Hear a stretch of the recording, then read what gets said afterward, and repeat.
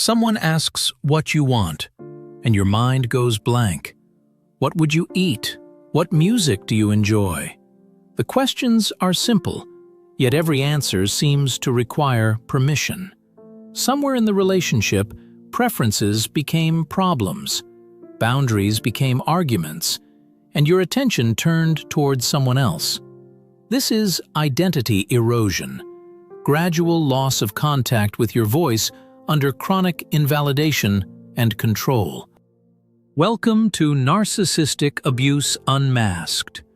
In this educational space, narcissistic describes patterns such as entitlement, domination, exploitation, image management, and a demand for one-sided emotional attention.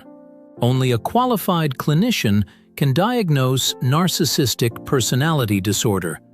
A diagnosis is not required, however, to recognize coercion or protect your autonomy. Identity erosion is not a diagnosis. It describes what can happen when a relationship teaches you that being fully yourself is unsafe. The loss of self usually happens in small increments. You voice an opinion and are mocked. You spend time with a friend and face accusations. You set a boundary and receive rage, silence, or a guilt-inducing crisis. You succeed at something and the moment is minimized or redirected. Eventually, you edit yourself automatically. You change clothes, abandon a hobby, or stop sharing good news to avoid conflict. You say, "I don't mind," so often that you can no longer tell when you do.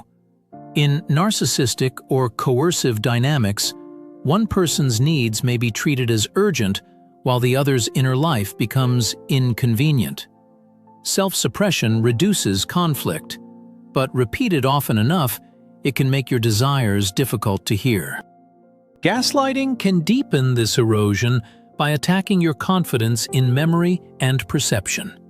When events are denied, rewritten, or blamed on your sensitivity, you may begin asking the other person to define what happened. Double binds make the rules impossible. Speak up and you are difficult. Stay quiet and you are cold. Ask for closeness and you are needy. When every option risks punishment, you may stop choosing. You can become captured by a role: caretaker, peacemaker, admirer, or scapegoat. The relationship rewards the performance and penalizes any step outside it. Your worth feels tied to what you provide. Research on coercive control describes systematic restrictions on freedom and independence, and reviews of survivor experiences commonly identify diminished autonomy, loss of self, and damaged self-trust. What feels like indecisiveness after abuse may actually be the residue of having your choices repeatedly overridden. When the relationship ends, or when you finally name the pattern, you may expect immediate freedom. Instead, you may meet a frightening emptiness. Without someone else's moods to manage, you do not know where to place your attention. You may grieve neglected friendships, postponed goals, lost time, and versions of yourself that had no room to develop. Ordinary decisions may feel exhausting because choosing once carried consequences. Please hear this clearly. Shrinking was not proof that you had no identity. It may have been an intelligent adaptation to an environment that punished independence. Your capacity for selfhood was constrained, not erased.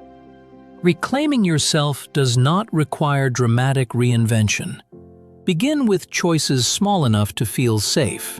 Ask, what do I notice? What do I prefer? What do I need? Choose the music, prepare a meal you enjoy, or spend 10 minutes with an old interest without defending it. Create a preference inventory with simple categories: food, clothing, rest, creativity, friendship, values, and future goals. Write, "I don't know yet," when it is honest. Curiosity is more useful than pressure. Next, Build a boundary ladder. Start with a low-risk boundary, such as delaying a reply until you have time to think. Let discomfort exist without treating it as proof the boundary is wrong. Safe people may be disappointed sometimes, but they do not require your self-erasure. Reconnect with trustworthy people, friends, advocates, or a trauma-informed therapist who meet your reality with respect. Let sustained safety, not intense approval, teach you what healthy connection feels like. If you are still in a controlling relationship, protect your process. Private journaling may be unsafe if devices or belongings are monitored. Use confidential support and consider a personalized safety plan before making changes that could provoke retaliation. In immediate danger, contact local emergency services. You are not required to become the exact person you were before the abuse. Recovery can be a return and a discovery, remembering what was yours, releasing what was imposed, and choosing what comes next. If this episode helped you recognize the loss of self, please subscribe to Narcissistic Abuse Unmasked and share it with someone rebuilding their own voice. Your needs are not an inconvenience. Your boundaries are not a betrayal. You are allowed to take up space in your own life, and one choice at a time, you can belong to yourself again.